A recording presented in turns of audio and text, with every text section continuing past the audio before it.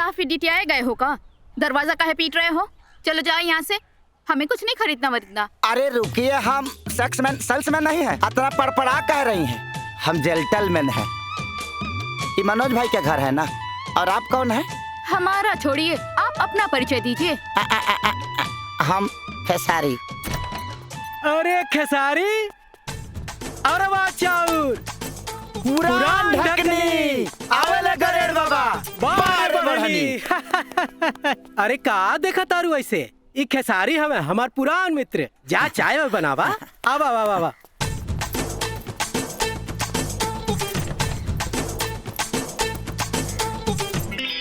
और बतावा खेसारी, का हाल चाल बा? बहुत बढ़िया। वो लंबा कहानी बा, वो सब मत पूछा यार हमरा से। भाई जी ई के है? अरे ई तुहार होखे वाली भाभी आम्रपाली है। होखे वाली भाभी?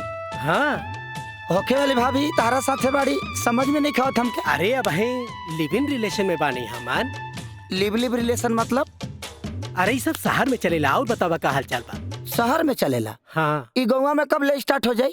अरे जब होई तब होई। हमनी के शादी के जिम्मेदारी अब तो है के उठावे के पड़ी। का भगवान, कैसन कैसन कांटेक्ट हमरा के देता रह तू। वही के चलते तो गांव से निकालल गइल बानी। इहो घर छोड़वाइबा का? और सने लागता। अरे कहाँ? ना, अभी शादी मत कर तू। हाँ? काहे? अब की के बड़ा खाचड़ा लगन बा मर्द के रा। शादी तो तय हो जाता, मंडप तक बारात जात जात तलाक हो जाता।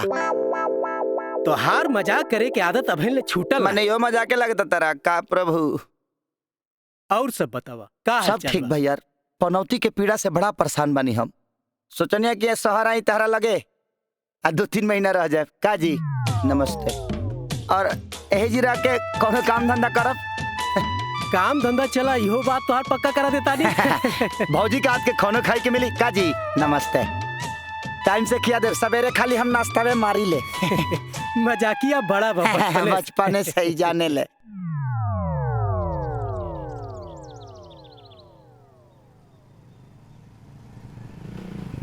ये फैक्ट्री आ गई का हो? गेट खोला, 10 बज गई। सरकार द्वारा फैक्ट्री बंद करे के आदेश आ गइल बा। का समाचार और पेपर नहीं खा देखत का? जाए यहाँ से।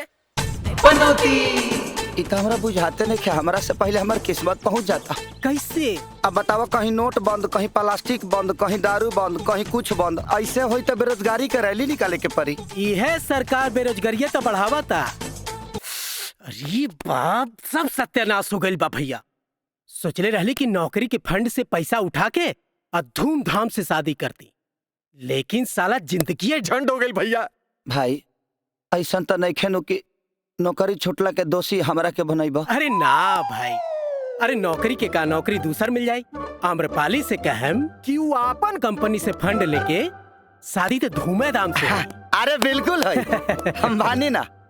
ये कहा हो? देखा देखा। मेरे प्यारे मनोज, मैं अपने बॉस के साथ लंदन जा रही हूँ और वहीं पे हम दोनों शादी करने वाले हैं। तुम मेरा इंतजार मत करना भैया। तारा लिव रिलेशन के तब वैलिडिटी बड़ा कम बा हो। अरे लूट गईली, बर्बाद हो गईली रे। ते सच में पनौती बड़ी, नौकरी बिगल और छोकरी बिगल रे। चल चल चल चल, भाग यहाँ से तू हमारे घर से। भाई हमार दोस्ती। अरे दोस्ती गल तेल लेवे, जान रही तब ना दोस्ती निभाई। लेकिन इस सब का हो मनोज बाबू, का बात बा? बड़ा टेंशन में बुझाता नहीं रहुआ। ठीक सब कुछ कुशल मंगल बानू? सब ठीक बा। आम्रपाली बनी कहीं लौकत नहीं हमरा। भाग गई। का बात करता नहीं महाराज? इनकर कहे के मतलब है कि वो अपने बॉस के साथ बाहर गई। ए बाबू, याद बानू आज हमरा बेटी के मटकोड़ाई है, आवे के बा का? हे भगवान, एक बारी भैया। अरे आज के दिन हम कैसे भुला सकीला? आज ही के दिन तो हमार माटी कोड़ा के घूरा पे फेंकाइल। हाँ, एक नंबर। अच्छा ठीक बा, चल तानी। और रउआ सबके आवे के बा और आएब जरूर। अरे का बात करता नहीं चाचा, हमनी के एकदम आएब सा। 4 दिन फालतू और आएब सा। हमनी के कोनो काम धंधा नहीं के दुन आदमी के जिम्मे। एकदम चिंता मत करी, भगवान से प्रार्थना करी कि बिया ठीक ठाक से हो जा। हाँ ठीक है, जाए बांस उस काट ले बढ़िया से।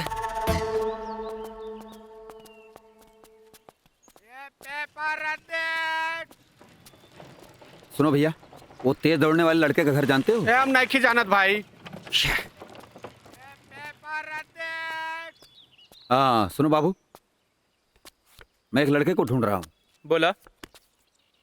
नाम तो नहीं मालूम, लेकिन वो लड़का बहुत तेज दौड़ता है, इतना ही जानता हूँ। अरे हो गए सत्यानाश। क्या हुआ? ए भाग मर दे, ऐसा आदमी के नाम ले के सबसे खराब पतवे खुल गए। तुम लोग कहना क्या चाहते हो? कहल ही चाहतनी कि जोन पनौती से पूरा समाज डरेला, दूर भागेला, ओकरे गले लगाए चाहत रह। आए तोहरो कोनो अंतिम यात्रा निकलले बा का पनौतिया? देखो मजाक मत करो, अगर तुम लोगों को पता नहीं बताना है तो मुझे उसका नाम बता दो, मैं खुद ढूंढ लूंगा। ओकर नाम खेसारी है। जा जा जा। तो फिर तुम लोग पनौती पनौती क्यों बोल रहे हो उसको? देखो भैया, जब पहले गांव में बच्चा रोत रहे तो माई कहत रहे सूत जो ना तो गबरवा आ जाए। अब जब बच्चा ना सुतेला ना तो माई कहले सूत जो ना तो पनौतिया आ जाए। ये क्या मजाक?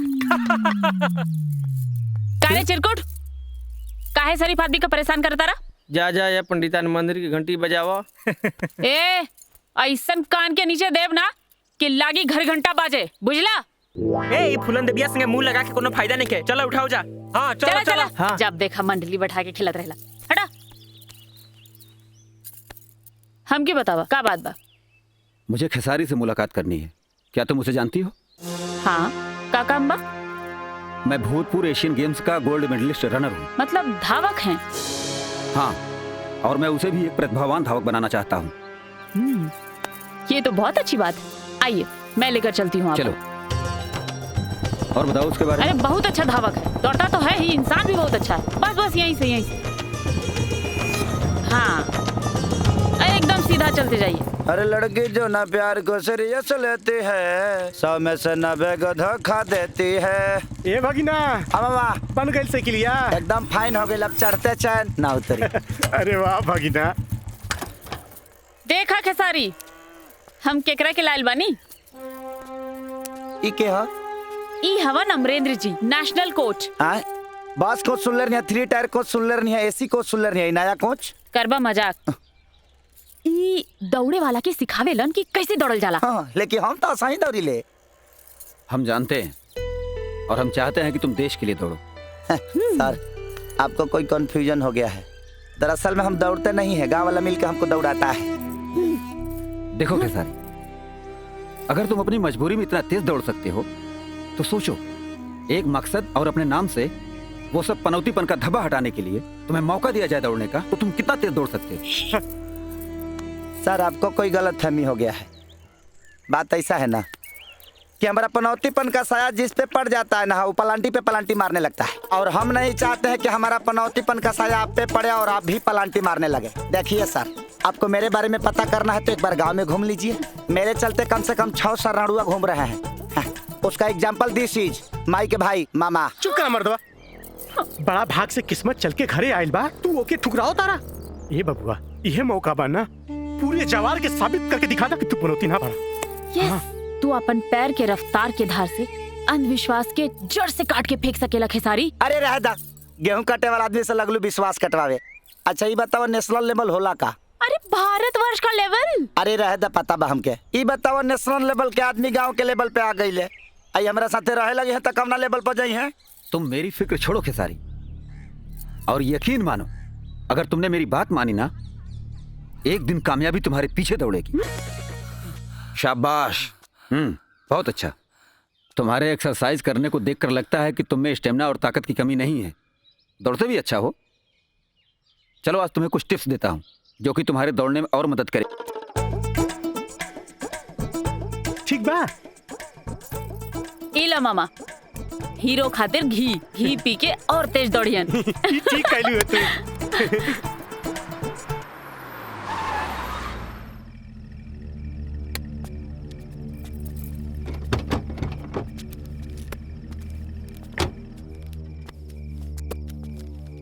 नमस्ते जी। नमस्ते। आप लोग कौन? जी, हम लोग आजमगढ़ से आए हैं। हम लोगों ने एक क्षेत्रीय दौड़ प्रतियोगिता का आयोजन किया है। ये सभी हमारे कमेटी मेंबर्स हैं। सर, हम सब चाहते हैं कि आप हमारी प्रतियोगिता में मुख्य अतिथि के रूप में आएं। और अपने हाथों से शुभ आरंभ करें ताकि हमारे युवा खिलाड़ियों का मनोबल बढ़े। ये तो अच्छी बात है कि आप लोग आजकल के नौजवानों के लिए प्रतियोगिता रखे हैं और उनका हौसला बढ़ा रहे हैं। लेकिन मैं सिल्वर विजेता हूँ, गोल्ड विजेता तो विराट सिंह है। आप लोग को उनके पास जाना चाहिए और उनको चीफ गेस्ट बनाना चाहिए। सर हम लोग उनके पास गए थे, पर सर उन्होंने ही आपके नाम का सुझाव दिया है। क्या आदेश है गुरुजी? तुम्हें जाना चाहिए खेसारी। याद है तुमसे एक दिन मैंने कहा था सफलता तुम्हारे कदम चूमेगी, और ये उसकी पहली सीढ़ी है। तुम जाओ। जब गुरुजी का आदेश है तो मैं जरूर आऊंगा। मैं लाती हूँ।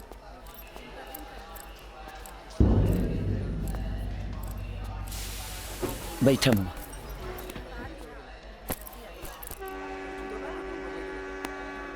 ए भगना आप फोन जा आगा ना, बैठा ते लूज मोशन शुरू हो गई। जा।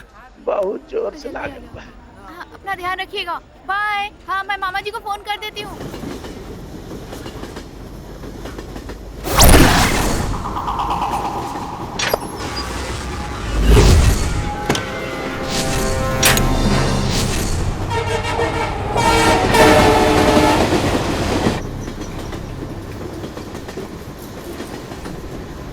ये मामा कहाँ रह गए?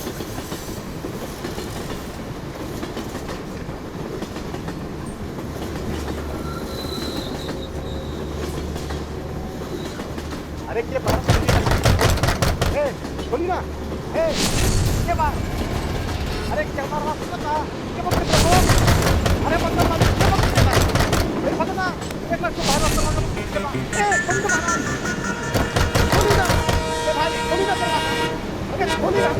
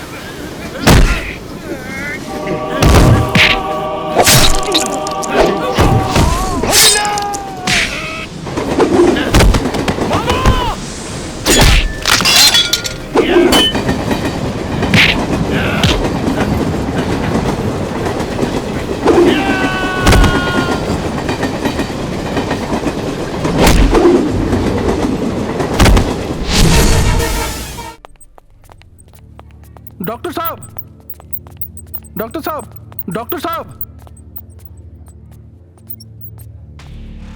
अरे इसका तो पैर पूरी तरह से खराब हो चुका है सर, और कितना सारा खून बह चुका है। अगर समय पे ऑपरेशन नहीं हुआ तो ये पूरा पैर काटना पड़ जाएगा। तिवारी बात तो तुम ठीक कह रहे हो, लेकिन इसका ऑपरेशन करने के लिए इसको बेहोश करना पड़ेगा, और हमारे हॉस्पिटल में ना तो बेहोशी का डॉक्टर है ना ही दवाई, तो इसका ऑपरेशन कैसे करेंगे? तो फिर क्या करें सर? एक काम करते हैं, इसको पट्टियां बांध के और ऐसे ही रेफर कर देते हैं। ठीक है चलो। सर, हमारे साथ जो भी अनहोनी हुआ है पूरे होश आवास में हुआ। दर्द के आखिरी इम्तिहान से गुजरा हूं मैं, और आप तो हमारा जान बचाने के लिए पैर काट रहे हैं। मैं चाहता हूं मेरा पैर होश आवास में काटा जाए। आज हम भी देखना चाहते हैं कि सिर्फ इंसान ही मरता है कि दर्द की भी मौत होती है। तिवारी, इसको ओटी में शिफ्ट करो अभी तुरंत। ले चलो।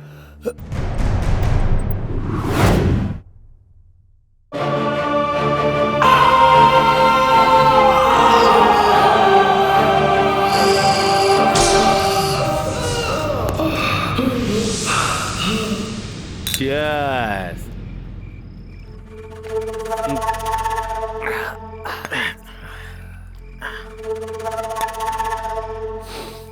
हमनी के सब प्लानिंग फेल हो गई। अरे के कहेला क्यों पनौती है? ट्रेन के नीचे अइला के बाद भी बच गई। हम कहता नहीं पनौती है। वो कैसे? बिना टांग के जिंदगी कौने काम के।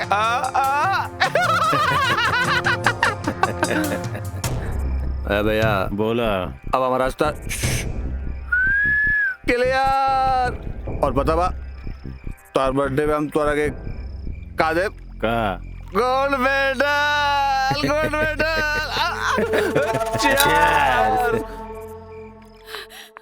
का भइल के सारी?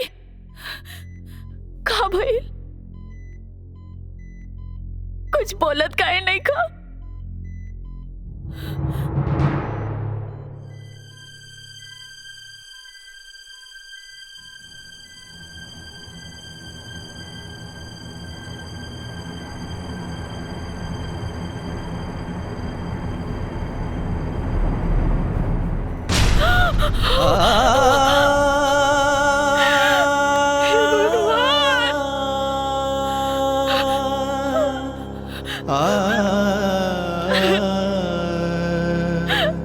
गलती हमार बा,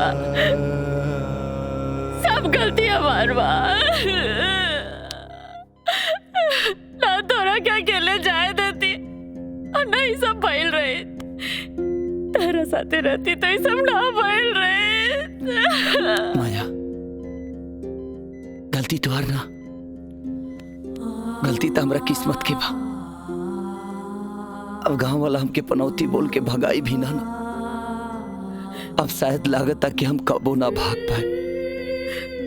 के कर हिम्मत बा जो तरह के भगाई के हाथ लगा के तो दिखाए।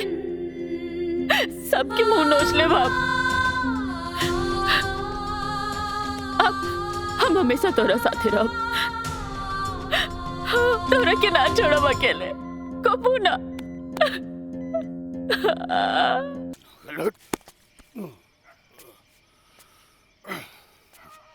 बुला दूंगा उसे। कौन है रे पागल? लाइट बंद कर। उजाले से मुझे नफरत है। क्यों? उजाले से नफरत क्यों है आपको? क्योंकि आज से 24 साल पहले मेरी किस्मत का दिया बुझ गया था और मेरी जिंदगी में अंधेरा पसर गया। अब अंधेरा ही मेरी किस्मत है। मैं और अंधेरा एक ही सिक्के के दो पहलू हैं। जिस दिन आपकी जिंदगी का दिया बुझा था उसी दिन आपकी जिंदगी में उम्मीद का एक सूरज भी उगा था। लेकिन दिए के बुझने के वियोग में आपने उस सूरज को नजरअंदाज कर दिया, उसे अपनी जिंदगी से निकालकर फेंक दिया। मेरे अतीत को इतने करीब से कैसे जानती हो? कौन हो तुम? मेरे बारे में जानकर आप क्या करेंगे? मैं आपके अतीत को भी जानती हूँ और आपका भविष्य भी देख रही हूँ। ये पहेलियां मत बुझा। वैसे भी शराब कभी कभी चढ़ती है। रास्ता छोड़। कैसी विडंबना है, बेटा अपनी जिंदगी की उधेड़ बुन से जूझ रहा है और बाप दारू के नशे में धुत है। चुप।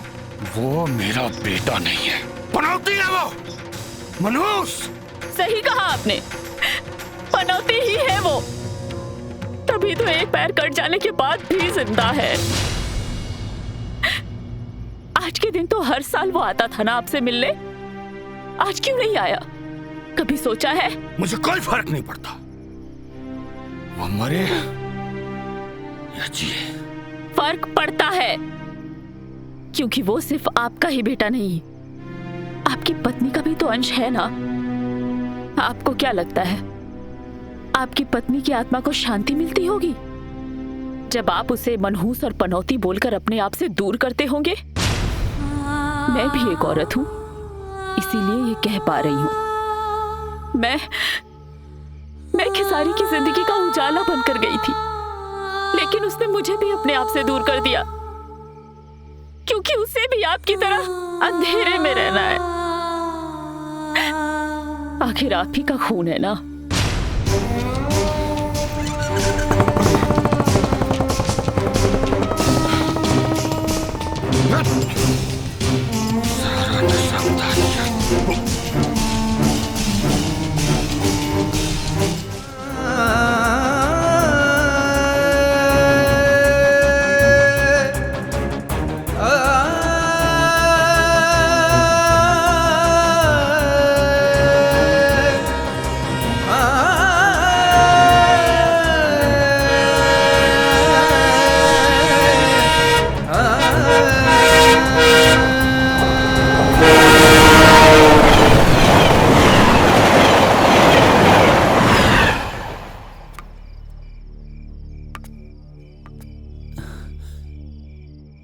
भाऊजी,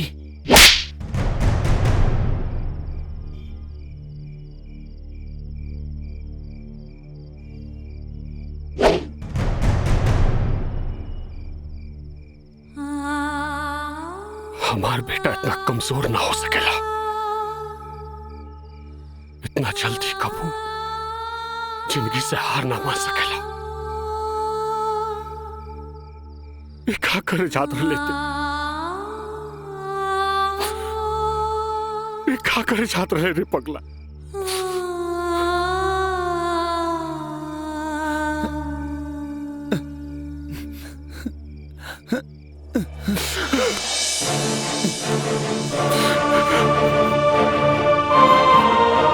बाबूजी,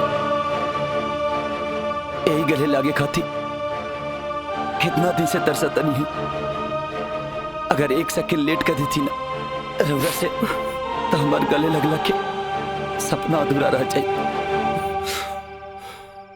आपन पसंदीदा फिल्म देखे खातिर डाउनलोड करी दंगल प्ले ऐप।